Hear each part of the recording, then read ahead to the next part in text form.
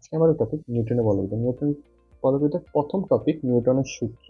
আমাদের নিউটনের বলবিদ্যা, বল নিয়ে কাজ করবো, তার মানে আমি নিউটনের মেইন সূত্রটা জানা লাগবে। বল নিয়ে কোন সূত্রটা আছে, বল নিয়ে আমার সেকেন্ড সূত্রটা। সেকেন্ড সূত্র কি ছিল? বস্তুর ভরবেগের পরিবর্তনের হার একক প্রযুক্ত বলের সমানুপাতিক। সেটা অনুযায়ী আমরা কি জানি? F is equal to DP by DT. বস্তুর ভরবেগের পরিবর্তনের হার এর উপর প্রযুক্ত বলের সমানুপাতিক ছিল। আর এটা সমানুপাতিক করে এটা ইকুয়াল হয়, যেটা আমরা জানি। এখন হচ্ছে পি ইজ ইকাল টু কি? ভরবেগ।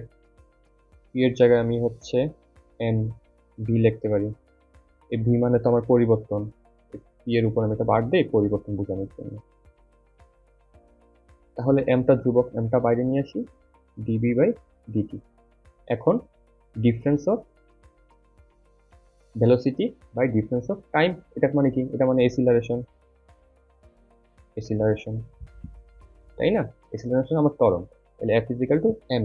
এটাই ছিল হচ্ছে আমার নিউটনের সেকেন্ড ল। এখন আসি, যদি এম যদি পরিবর্তনশীল হয়, এম পরিবর্তনশীল,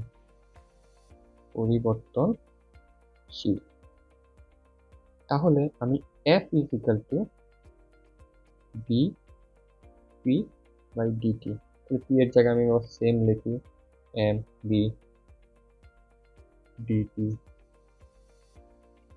তাহলে এখানে আমি কি করব?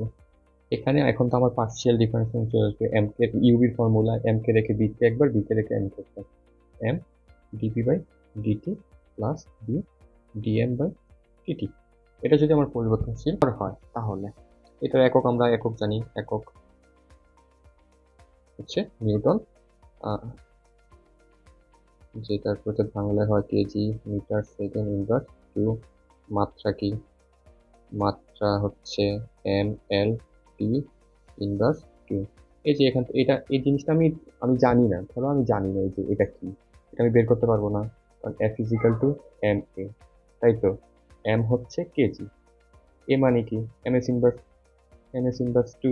তাহলে আমি এটা বের হয়ে যেতেছে, এটার সাথে মাত্রা কি? এটার জন্য এম, এটার জন্য হচ্ছে এল, এটার জন্য টি, এটার জন্য টি, তাহলে হচ্ছে ইনভার্স টি।